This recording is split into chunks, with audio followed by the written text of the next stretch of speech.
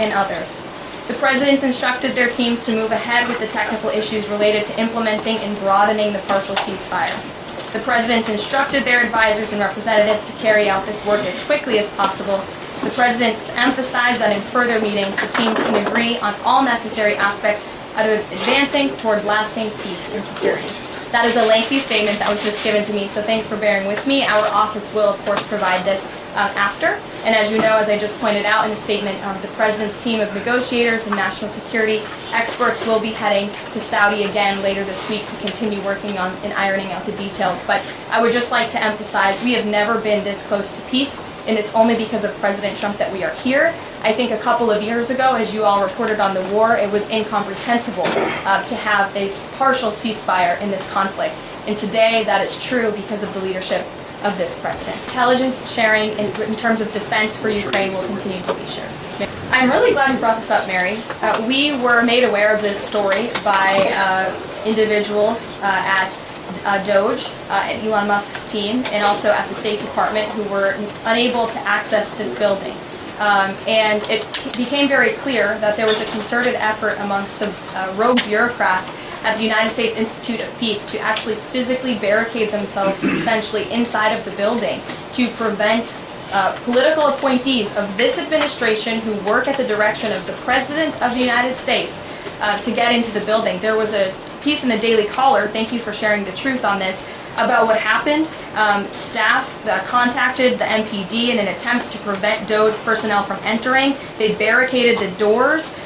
They also disabled telephone lines, internet connections, and other IT infrastructure within the building. They distributed flyers internally, encouraging each other to basically prevent these individuals from accessing the building. I use this to say this is what Doge and this administration is facing. It's a resistance from bureaucrats who don't want to see change in this city.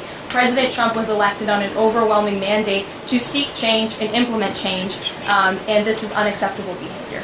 I know generally speaking the president has an interest in finding leakers, and he believes it's unacceptable, and it's the position of this administration. You've seen the Secretary of Homeland Security has taken tough action at her agency. Leaking is unacceptable to this president and to the leaders across the board in this cabinet, especially when it puts people in harm's way. Sure. I would defer you to the Department of Justice on that specific case, but the president has made it incredibly clear that it is the policy of this administration that there are only two rather going to tolerate such behavior. The president will continue to strongly stand for the rights, not just in sports and on athletic fields, but also in sport. Go ahead. Sure. Because the time was right to let these people go, and the president absolutely has the authority to do it, and they were given ample notice in a letter that I believe your outlet reported on, so it pretty much explains exactly why this administration chose to let those individuals go. Is the ultimate goal to get this to the Supreme Court to try to overturn the 1935 precedent? The goal was to let these individuals go. If we have to fight it all the way to the Supreme Court, we certainly will. We are not going to reveal operational details about a counterterrorism operation, but what I can assure you, as I said on Monday, we have the highest degree of confidence in our ICE agents and our Customs and Border Patrol agents who have committed their lives to targeting illegal criminals in our country, particularly foreign terrorists, and they had great evidence and indication. They have the highest degree of professionalism, and they were 100% confident in the individuals that were sent home on these flights and in the president's executive authority to do that. Follow up. Again, as I just said, we're not going to reveal the operational details of a counterterrorism operation for quite obvious reasons. We're trying to combat terrorism here in the United States of America. Jeff. I would defer you to the readout that was provided by the White House. That's our understanding, and that's the truth. No, it has nothing to do with disagreeing with the president on policy. It's with disagreeing with the Constitution and the law.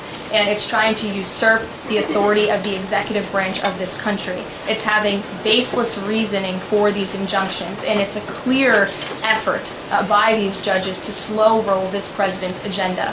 And if you just look at the injunctions that this president has faced, deporting foreign terrorists from our homeland, hiring and firing of executive branch employees, which when the president is the executive of the executive branch. You also see an injunction by a partisan activist judge when it comes to the Secretary of Defense trying to determine the readiness of our troops. and the qualifications of our troops and our armed forces. Does a single district court judge really have more authority over the Commander-in-Chief and the Secretary of Defense to determine who should serve in our United States Armed Forces? Absolutely not. Anyone who has taken a basic civics lesson can understand that, and it's ridiculous lawfare that we are witnessing. And it's any other Supreme Court justice. The President respects Chief Justice Roberts overall. He just expressed that to me in the Oval Office, but it's also quite clear that the Supreme Court needs to rein in these judges who are acting as partisan activists, and they are undermining the judicial branch, and it's a dereliction of duty on their behalf. Go ahead. Again, I just provided a very lengthy readout of the call that was provided by the Secretary of State and the National Security Advisor. And now we have moved beyond the economic minerals deal. We are at a place of peace. We're at a partial ceasefire, and we're moving towards a full ceasefire and a long-standing peace in this conflict. And that's great news for the American public. Again, as for the readouts of the call, I would defer you to ours. And when it comes to the topic of hockey, it did come up. However, we're more interested in securing a peace deal than scheduling hockey games right now. Sean. The President signed invoked the Aliens Enemies Act with a proclamation, which then directed the Department of Homeland Security and the Department of State to move forward with the plan of action. And as I said yesterday, all of the planes that were subject to the judge's written order took off before the order was submitted in court. I was asked and answered that question multiple times yesterday. Go ahead. Again, the President had a nearly 2-hour-long call with President Putin yesterday. We provided a readout of that call, and we have his negotiating team heading to the Middle East this week to continue these discussions in regards to sanctions and any other details. I'm not going to give a readout of those from this podium.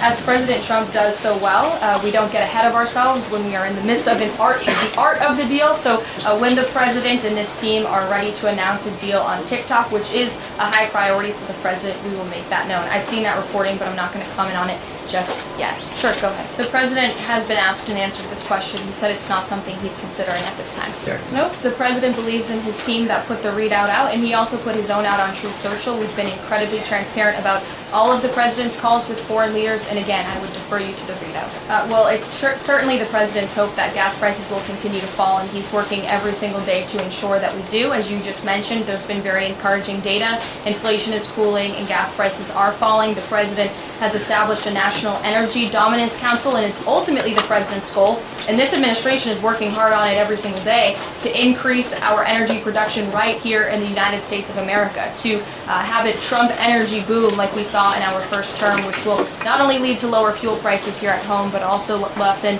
the rate of inflation that was created by the previous administration. I think that's quite sad, but I think Governor Walz unfortunately is living a sad existence after his devastating defeat on November 5th. Oh, thank you. I believe the Attorney General has made her comments clear on that. She is investigating these events as acts of domestic terrorism, and we fully condemn them. And as I said earlier to Jackie's question, we think it's despicable what is happening to not just this American company, but also their innocent employees, and again, innocent Americans who drive these vehicles.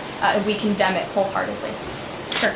The administration is complying with the court's order. Again, as I have spoken about repeatedly, we think it's despicable that we have judges acting as judicial activists, partisan activists, trying to dictate who the President of the United States, the executive of the executive branch, can hire and fire. We have never seen anything like this. We are fighting this in court, and we will continue to fight it all the way to the Supreme Court if we have to.